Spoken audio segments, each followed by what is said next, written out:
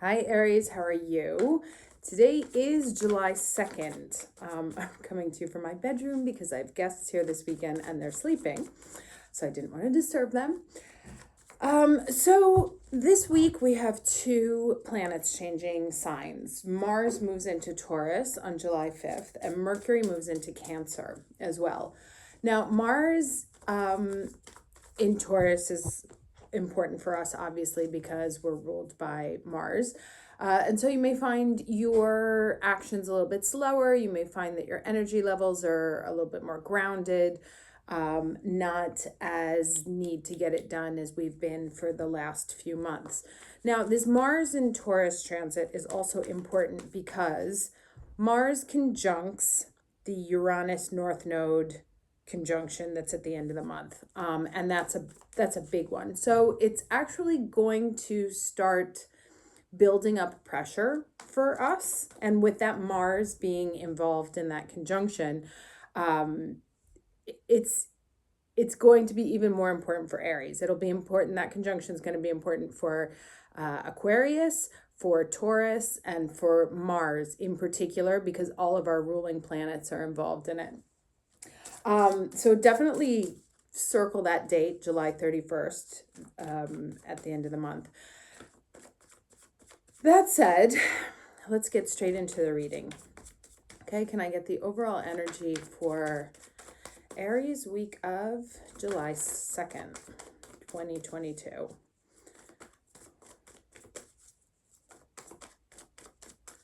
Overall Aries, or energy for Aries week of July 2nd, 2022. Okay, dissipating. Okay, so this is interesting, especially considering what's coming up at the end of the month and considering where Mars is going to be over the next few weeks. Just because Mars is moving into Taurus and you're going to feel a little bit lazier and a little bit slower does not mean you can give up on the energy that you're investing in whatever it is that you want, right? This is talking about like one day when this happens then, or having dreams that are important to you, but that you don't do anything about, it's not enough to want something. You actually have to make it happen. So using this Mars and Taurus energy, which is much slower, to ground, to build, put the building blocks on what it is that you desire, but don't this is kind of like Taurian energy, right? You can go slow and methodically, or you can just stop. And so this is sort of, I think, like a warning of we're going to feel a strong energetic shift and maybe be a little bit lazier, a little bit slower, a little bit more happy in our armchair, but don't let that take over and stop you from moving forward. Now let's get the challenge energy for Aries week of July 2nd. Oh, too many. Challenge. Okay. All right. Interesting. So this is for Pentacles, the Miser, right? And these are both similar stagnant energies. So this is really kind of a warning of like I said, like we're definitely going to feel slowing down, especially with the sun in Cancer. Now Mercury's going to be in Cancer also. We can be feeling a little bit lazy, don't feel like it, don't want to, I don't feel like investing any time or energy. I'm just going to like pull back and take care of myself, which is fine for a temporary moment, but don't stay there. Let's get the lesson for Aries week of July 2nd. So like I'll give you an example. So I'm at the beach and I use the time here to get healthy because in the city I don't like walking around. There's too much traffic, weird stuff all over. Here we have the water, so I like to go for a walk. And every morning I have that debate. Should I really don't want to. No, maybe I'll just take today off. And I force myself because I know that the one day I take it off, is the beginning of the end of my routine. So really kind of being aware that there's this stagnant energy that's coming in for us, and making sure that it doesn't become sort of like your monthly state. Okay. And there's this card, which is the standstill. Let's read that one. And we have sort of a grounded stork here. All right, so it says, so this is the swamplands. Attractive. A swamp is a low-lying area with woody plants where water collects and saturates the ground. During rainy seasons, swamplands become overwhelmed with water. And that could be referring to the Cancer Sun and Mercury Cancer that we're going to have next week. The edge of the swamp is often a quagmire of mud and silt, but an abundance of plants and swamps, insects dwell there. Because of the sticky nature of the mud, it is often impossible to walk through swamplands. Even trying to maneuver with a boat can be difficult and treacherous because of dense vegetation. However, there's great value in swamplands. They can act as a natural flood control, as runoff can be temporarily stored in their basins. This is such an odd deck, but I love it. It's like perfect for Taurus season too, right? They act as natural flood control as runoff can, yeah, I just said that. So they keep the land around them from washing away. Lush vegetation provides a haven for nesting birds and waterfowl, as well as habitat to mammals such as beaver. Okay. Anyway, the sacred landscape wants you to know, if it feels that some areas of your life have slowed down or even come to a standstill, which is literally across the board here, you are right. Something is not progressing. Even if it seems that things are flowing, look beneath the surface. Perhaps something is immovable. The first step to becoming unstuck is to acknowledge where you are. The soul loves the truth. Is that right? 85. Yes. The soul loves the truth. In life, you can either say, there are no weeds, or you can notice the weeds and begin pulling them out. Notice what isn't working in your life and then take slow, steady steps to unblock the barriers. In nature, when one is being sucked into mud, the worst thing to do is struggle. The best thing to do is slowly and carefully, one step at a time, extricate yourself. Okay, so clearly there's going to be a halt, if that has not happened already, a halt in the energy, which can make you feel frustrated, or, perhaps you've been dealing with this for a while. And so as the card says, the first step is sort of to acknowledge where you are. It's like, this is not moving. And instead of giving into it, right, which these suggest that this is the risk of giving into this standstill, and letting it become a swampland, right? It starts here, then it gets worse, and then it gets worse. So to be sort of conscious of the fact that this standstill energy can turn a wave into a much bigger ocean. So to be conscious of what it is that's happening, that there's something that's not moving, that there's something where you feel stuck, and instead of sort of embracing that being stuck in the mud kind of energy, figure out slowly and carefully, using that Mars and Taurus energy, how you can get out. Now let's do beginning and ending energy. Okay. Oh my God, this came out before. That's so funny. All right. So we have, and I saw this before too. I love it when that happens. All right, so here's the Serendipity card, right up. And then here's the unfinished business in reverse. This is a 9. This is a 10. Let's read these real quick.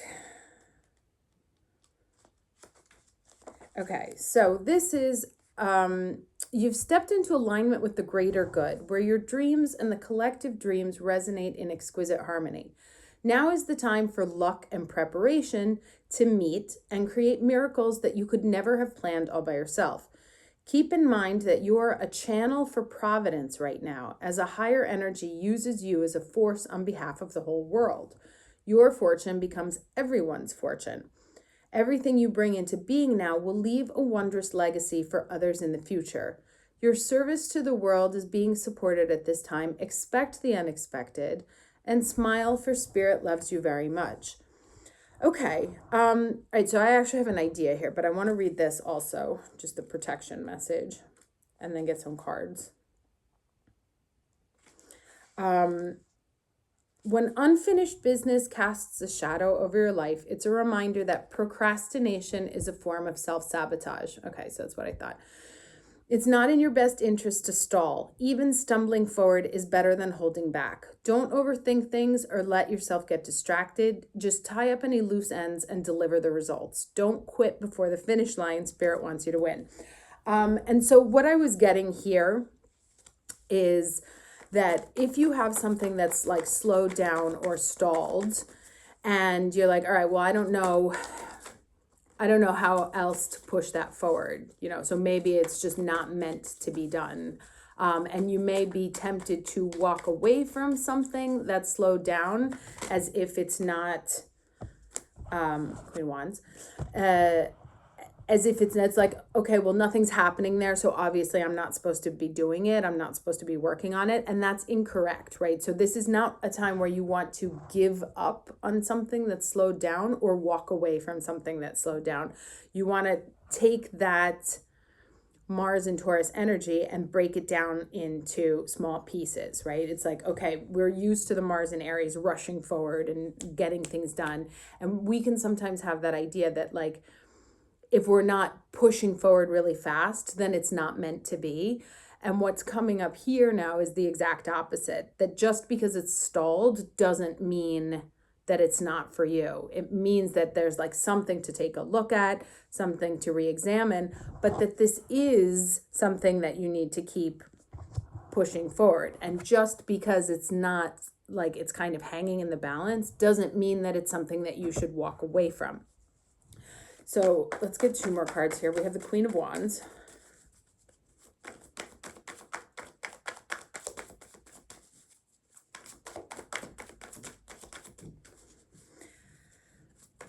And like I said, it's like everything's going to be building up to this moment at the end of the month. The last time that conjunction happened was in 2007. Okay, Strength card. So it's a big deal.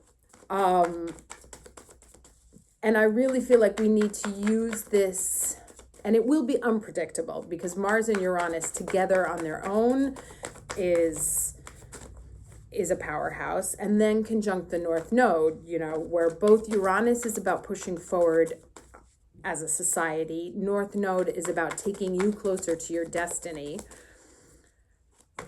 And then Mars is our ruling planet. So this, and a star card. Jesus, look at these cards here. All right, we have Queen of Wands, Strength, and Star.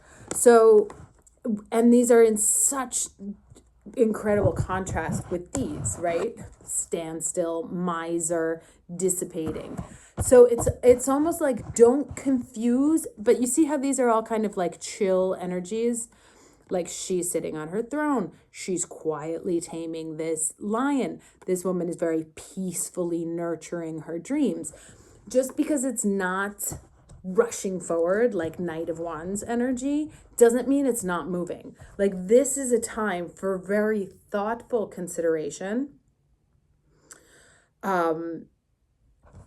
Watering, like using your head, being very thoughtful, very cautious, very intentional about what you nurture, what you're focusing on dominating, but also like you don't just walk up to a lion and be like, hey, come here, like do things slowly, carefully, mindfully, and to not confuse the stagnancy or the slowdown of energy with is not for me. So what's the lesson? It's always patience, isn't it? Ugh. But it's actually not even patience. It's careful, thoughtful consideration. Be smart about your steps. We have 3 very, very powerful women here making very powerful gestures in very stark contrast with these say stuck women, right? Like there's a difference between stuck and still. And this is embracing the stillness without feeling stuck. Now let's get one piece of advice here from the moon deck.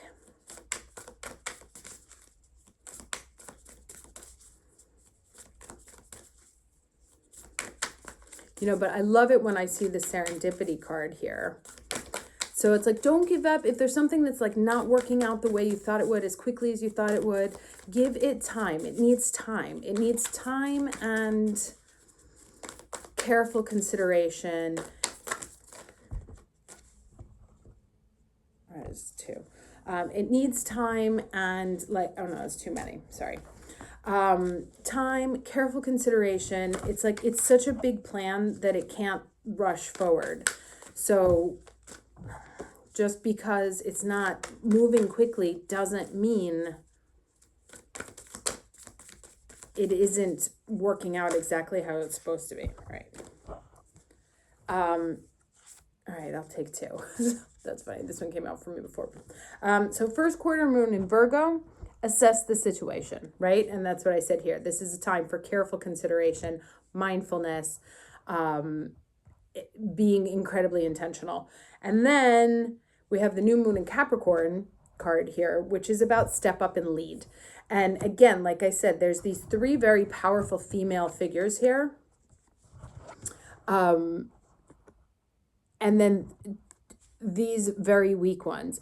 It's time to assess the situation and then take charge, which doesn't necessarily mean, rushing in, but being very considerate, very careful, owning the power, and embracing that sort of regalness that comes with Taurus. Like Taurus can either be like the queen, right? Because she's a Taurus, or it can be this sort of miser energy. And so to embrace, to not confuse the stagnancy or the slowness or the stillness with laziness and